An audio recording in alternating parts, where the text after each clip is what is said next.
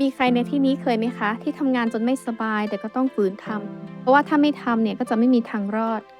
และนี่ก็คือเรื่องราวของผู้หญิงคนหนึ่งค่ะที่ชีวิตของเธอนี่ก็เกือบจะพังเพราะว่างานแต่จู่ๆเนี่ยโชคชะตาก็พาเธอมาเจอกับความรักที่เปลี่ยนทั้งชีวิตของเธออย่างตลอดกาลสวัสดีค่ะดิฉันเหมยต้งฮง Trend Story นะคะวันนี้เหมยต้งก็จะมาเล่าเรื่องราวความรักชีวิตจริงของเธอค่ะซึ่งเธอคนนี้ก็คือหญิงสาวม้งพยาบาลนะคะที่อยู่ในประเทศไทยและเธอก็ได้เล่าว่า เมื่อปี 2020 เนี่ย ฉันเรียนจบพยาบาลจากมหาวิทยาลัยเชียงใหม่ แล้วก็เริ่มทำงานเป็นพยาบาลอย่างเต็มตัว ในช่วงโควิดปี 2021 เนี่ย ฉันก็ทำงานหนักมาก แล้วก็แทบจะไม่มีเวลาหยุดพักเลย พอถึงปี 2022 เนี่ย งานก็ยังคงหนักอย่างต่อเนื่อง และมีโอทีทำตลอดเวลา ทำงานจนร่างกายนี่นะอ่อนล้ามาก จนป่วยแล้วก็ต้องนอนพักผ่อน